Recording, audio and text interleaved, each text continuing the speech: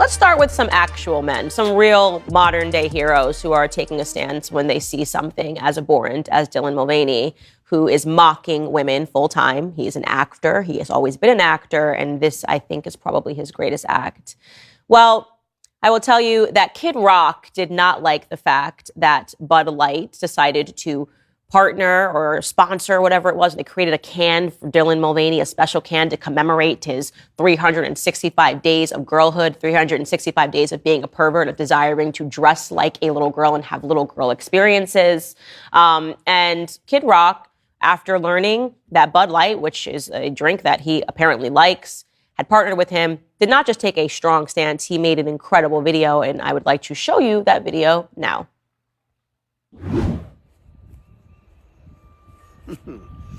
Grandpa's feeling a little frisky today. Let me say something to all you and be as clear and concise as possible.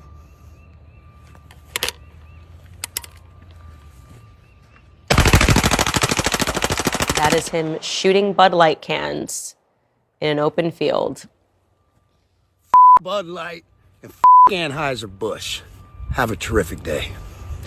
Just absolutely love that. When I saw that, I was like, yes, bring back manly men. Because you know what manly men do? They defend women. They defend women when they're being mocked. And that's exactly what Kid Rock is doing. And he is not the only person with the platform to take a stance.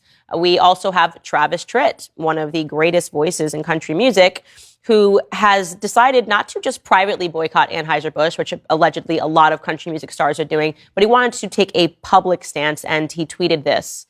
He tweeted, "I will be deleting all Anheuser-Busch products from my tour hospitality rider. I know many other artists who are doing the same. Other artists who are deleting Anheuser-Busch products from their hospitality rider might not say so in public for fear of being ridiculed and canceled. I have no such fear.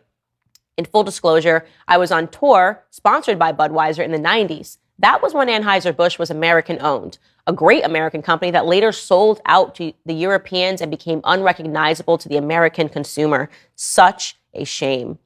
And he has also responded to a user who asked for him to list all related Bud products by posting the logos of 30 beer brands that are associated with Anheuser-Busch, which is Budweiser, Beck's, Busch, Corona, Stella Artois. I mean, there's a ton of them, and you should go and pursue that because it's not just Bud Light that is under the Anheuser-Busch brand. And I do want to say this. He's exactly right in telling you the history of the brand. I was very shocked to see this because I know personally that the Anheuser-Busch family is extremely conservative.